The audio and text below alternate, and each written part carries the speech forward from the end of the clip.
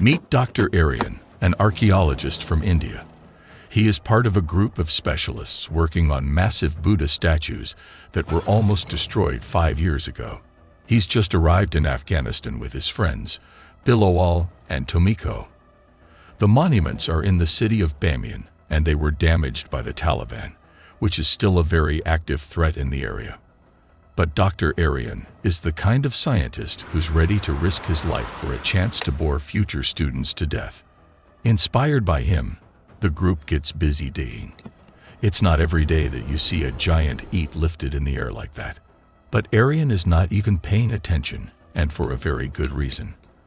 There's a treasure chest buried in the sand. Everyone is amazed at what they find inside. Some of the stuff dates back to the 7th century. Aryan immediately realizes that these are Indian relics. The coins are from the time of Dahir Sen, king of the Sindh. The discovery is so jaw-dropping that no one notices a shady little guy making a phone call.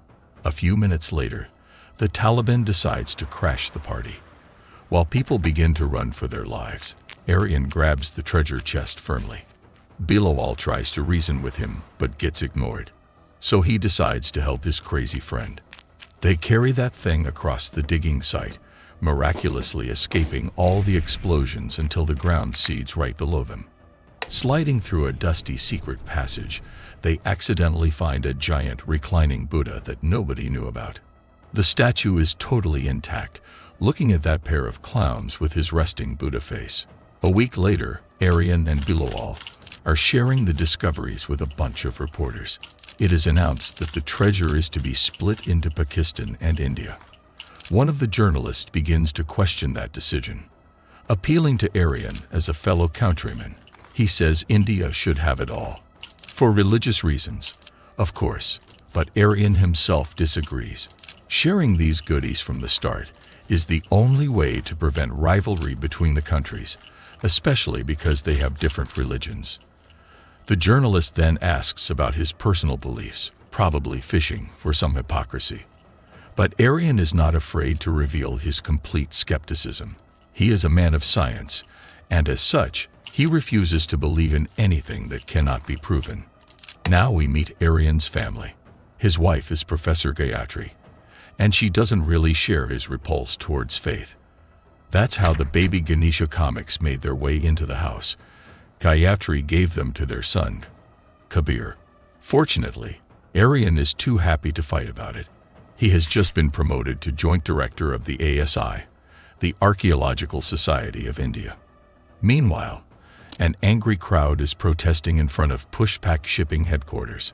A new project has been announced, and it involves the demolition of a natural bridge called Ram Setu. The problem is that many people believe that the bridge was actually built by Sri Ram, because that's what it says in the Hindu scriptures. Pushpak CEO is a man named Indrakant Varma. Very upset at such a costly hiccup, he calls a meeting with the people who failed to prevent this and demands an immediate solution. One of his associates has an idea, and that's how Dr. Aryan comes back to the story. The ASI is now suddenly interested in the historical value of Ram Setu, especially that part where it has nothing to do with Sri Ram, which would be awfully convenient for Pushpak Shipping. Dr. Shaina gives the assignment to Aryan. He's supposed to write a report about the structure, without worrying too much about hard evidence and details like that. As Aryan replies that he needs to research the matter, Shaina tells him he can do whatever, as long as the research arrives at the conclusion he is dictating to him right now. Ram Setu is a natural accident, which means it was not built by anyone at all. It is heavily implied that a refusal would jeopardize that recent promotion. Accepting that task is Aryan's first mistake. The second one is printing the report at home. Gayatri is a fast reader, and she's furious about the research.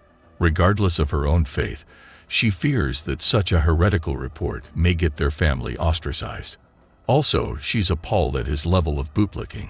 Fueled by the domestic quarrel, Aryan takes the report a little too far. It says that the scriptures are nothing but fantasy and questions the very existence of Sri Ram. The public is totally enraged, just like Gayatri predicted.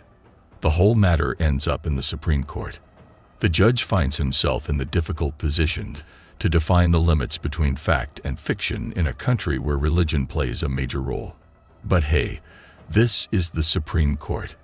They can just pass the ball when it's on fire. And they decide to throw it back at the ASI, and that's how Arian gets suspended. But Dr. Shina is not cross at him for too long. While that report angered lots of folks, it also happened to please the right person. Arian is invited to meet Mr. Varma, who explains the new project and how profitable it is.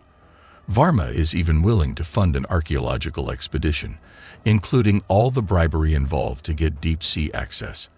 He wants Arian to lead the mission, not only for his expertise, but also because he won't let faith cloud his judgment. Arian is too afraid of his wife to accept the offer, but Varma tells him to think about it. He also points out that his name is already tied to the controversy, and it's pointless to avoid it now. Sadly, Arian gets to find out for himself that Varma is right. He gets attacked by random strangers, and then Kebir is bullied at school. When he tells Gayatri that he will fight this with more science, she decides to leave him, which means he's now free to accept Varma's generous offer. A cute yellow chopper flies him over Ram Setu. It's an impressive strip of sand defying the power of the ocean for 30 miles. And then he gets to Pushpak Alpha, the company's floating lab. A man named Bali introduces himself as the project manager. Arian notices his gun with some concern, but he forgets all about it when he sees all the resources made available to him. The team is formed by several renowned scientists, including Dr. Gabriel, an expert in carbon dating. Dr. Sandra is an environmentalist. Bali makes sure to say she was only included to clear the company of any accusations. She doesn't look too comfortable with that introduction. After the introductions, Arian gets into a funny suit named Makar. Bali describes it like a mini-submarine. They lower him down and the adventure begins. Arian is mesmerized by the beauty of that underwater paradise. Approaching Ram Setu, he gets to walk on the submerged part, as if it were a regular bridge. Aided by a team of scuba divers who didn't get a fancy suit, Arian begins to collect samples of everything. They're taken to Dr. Gabriel at the lab. Bali makes sure that everyone understands their goal here. According to the scripture, Sri Ram was born around 5000 before Christ, so they need to prove that the structure was already there way before that. Analyzing some of the sediment samples, Gabriel was able to determine their age as around 18,000 years old. Bali is happy at these results, until Arian comes party pooping as usual. He says the sediment is not enough to back their claim. They need the actual rocks that form the main structure. Dr. Sandra points out that collecting those rocks won't be easy. They'll need to break part of the bridge itself. Arian shows them a specific spot where it looks weaker. There might even be some loose rocks around. But Bali says that area is too close to their boundary. The problem is that Ram Setu connects India to Sri Lanka. Arian had agreed, since the beginning, to keep the research in Indian waters to avoid conflict. He promises Bali that he'll be careful but insists they must at least try. What's the point of using all this tech and stuff if they're gonna come back with questionable evidence? So he's back into the funny suit, escorted by his less equipped colleagues. As Dr. Sandra feared, the rocks are not easy to detach. Just when Arian begins to think he's about to fail, a loose rock floats by, luring him into Lankan waters. On the ship, the ladies are startled by Bali's anger. Determined not to tolerate that kind of disobedience, he pulls Arian up, but all he gets is the upper part of the suit. Once again, the crazy scholar chose to risk his life instead of letting go of a juicy sample, which looks like a cabbage head run over by a truck. By the way, Gabriel takes Mr. Cabbage to the lab. Then, by now, Sandra also has the results on the corals that make up part of the structure. She is very surprised. The corals come from a completely different place. They have been intentionally planted there, no question about it. And as they're part of the bridge, this actually proves that at least part of their theory is wrong. Ram Setu was not formed naturally. If that doesn't devastate Arian completely, we still have Gabriel's results. The rock is 7,000 years old, of course, just like Sri Ram. And the cherry on the top is that they also seem to have been brought here. The only thing this could have gone worse is if they had found Sri Ram's ID tangled up in the moss. Now, this is where we have to give our hero a bit of credit. Is he stubborn? Very much. Is he a fun guy? Never. But he is definitely very honest. His honesty is so deep that it verges on stupidity. Don't forget that he is on Varma's ship, in the middle of nowhere, supervised by an armed bully. Arian ignores all that. In a video call with the boss, he declares that the bridge is a man-made structure that was built around 5000 before Christ. Only Sandra and Gabriel back him up. The other so-called scientists tell Varma what he wants to hear. Surprisingly, Varma doesn't sound angry at all. He only asks them to try and get a sample from a rock that is still attached to the main structures in order to dispel any possible doubt. As damaging the sacred bridge might backfire later, he tells them to cross the border into Sri Lanka and do it at night. Bali can barely hide his horror at all this. It's like the school principal telling the children that it's okay to eat in the classroom. This time, there's no suit. Arian descends in a bubble-like vehicle with both ladies in the back seat. Once they're underwater, Gabriel reveals the fourth passenger. Mr. Cabbage is hidden inside her bag. She doesn't trust Bali or Varma. This little international trip could be just an excuse to drive them away and destroy the evidence. Oh, poor Gabriel. Who are the only 3 people who spoke against the company-approved theory? Where are they now, Gabriel? Surely not inside the bubble car that is fully controlled by Bali. There is a limit for stupidity. Or is there? Because it soon becomes obvious that it's not the evidence that Varma wants to destroy.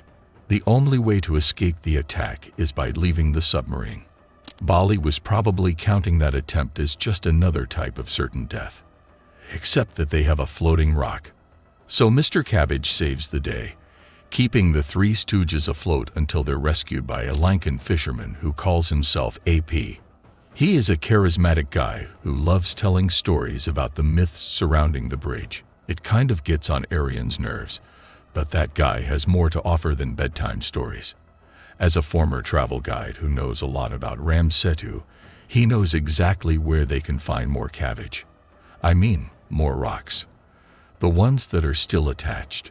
You see, this is the part where we ignore the fact that this was Varma's request, and there's no need to get that anymore.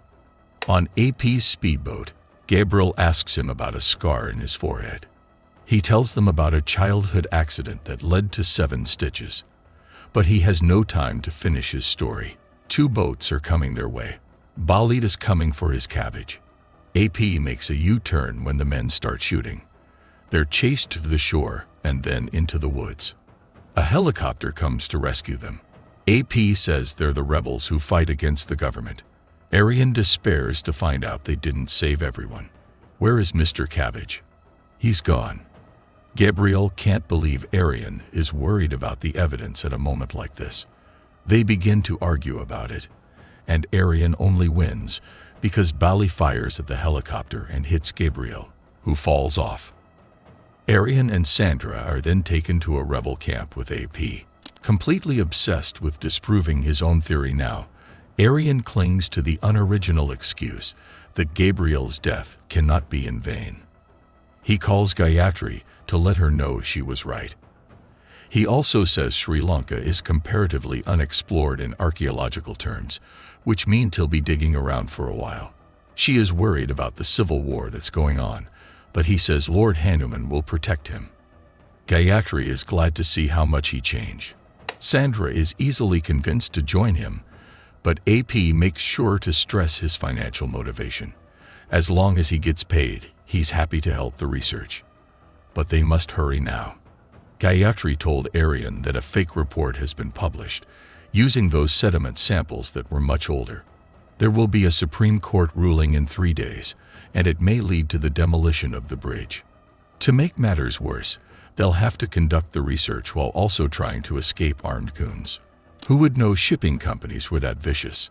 Anyway, Varma may have friends in high places, but AP has friends in weird ones. A series of historical breakthroughs is set in motion in 2 days, leading the trio to a secret tunnel with several interconnected chambers. Decoding the inscriptions on the ceiling, Arian gets the directions to Trikut Mountain. On their way there, they realize why so many historians have failed to find all the stuff that seems to be falling on their laps. The ancient maps are marked by animal figures and geometrical shapes that aren't actually there. It's all about the shadows. That's how they get to a field covered in a kind of plant that doesn't grow there. But that's just when the helicopter arrives. Knowing that Gayatri is the only person who can think like Arian, Bali forced her to work out his route to that spot. The 3 of them are captured, and Bali demands that cabbage. He's so angry to hear they don't have it that he throws AP off the chopper. This is the second person to die this way. Maybe this is what triggers the badass inside Arian and Sandra. They overpower Bali, kick out a henchman, and cause the chopper to crash.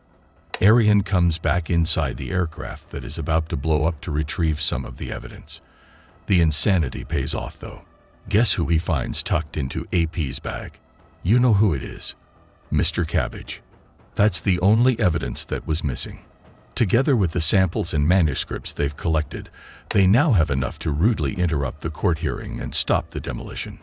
Going through the rest of AP's stuff, Arian finds the red notebook. That's where he was supposed to be keeping track of the expenses so they could pay him later.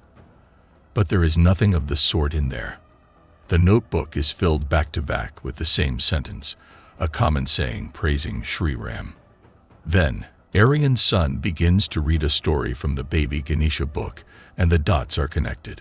A lot of AP said about himself is also present in various accounts about the life of Lord Hanuman. And this is the end. This was a recap of the 2022 movie Ram Setu by Cape of Good Films, starring Akshay Kumar and Jacqueline Fernandez. So, what would you have done in Arian's place? Would you stand up against a powerful CEO? Let us know in the comments below with #CinMericap. Until next time.